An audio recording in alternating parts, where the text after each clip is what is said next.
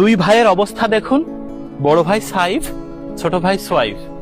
বড় ভাইয়ের দায়িত্ব হচ্ছে এই বাঁধগুলো নির্মাণ করা, আর ছোট ভাই সোয়াইফের দায়িত্ব হচ্ছে মাছগুলো ধরা। অর্থাৎ বড় ভাইয়ের একটু কঠিন কাজ, ছোট ভাইয়ের একটু সহজ কাজ। এ পর্যন্ত সব ঠিক আছে।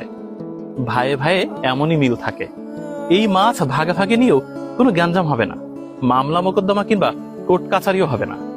কিন্তু যখন ভাই বড় হবে তখনই দুশ্মন হয়। যদিও আমরা প্রার্থনা করি সাইফ এবং সোয়াইফের বন্ধন অটুট থাক।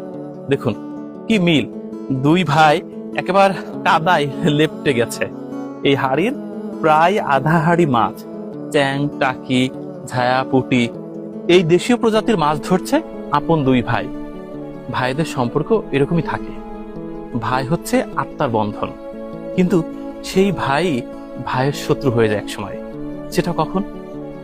যখন আসলে মানুষ বড় হয়, সংসারী হয়, যখন সে বুঝতে শেখে, সত্যিকার অর্থে যখন সে পরিপূর্ণ বয়সে পৌঁছায়, তখন মিল মহব্বত আরো বাড়বে কিনা বইকি কমে যায়।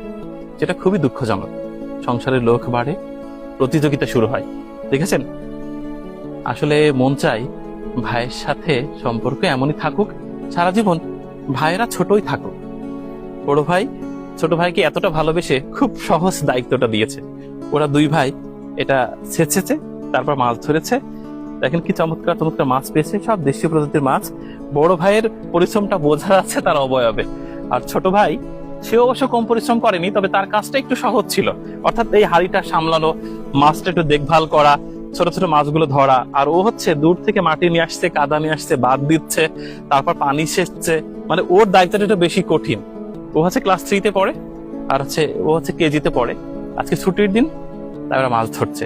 আহা, ভাইয়েরা সারা জীবন ছোটই থাক, ভাই বড় হলেই বিপত্তি, ছোট থাকলেই ভালো। আমি এলাকে 10টার সময় আইছি, এখন এলাকে মেলা সময় বাজে। টাকি মাছ, চ্যাং মাছ, ঝেয়া মাছ, পুঁটি মাছ এসব মারছে। ও হলো ছোট মানুষ বলে ওর বেশি দায়িত্ব দিইনি। ও খালি মাছ মারবে আর আমি বাদ দেবো। মাছ ধরতে খুব ভালো লাগছে, অনেক মাছ পাইছি।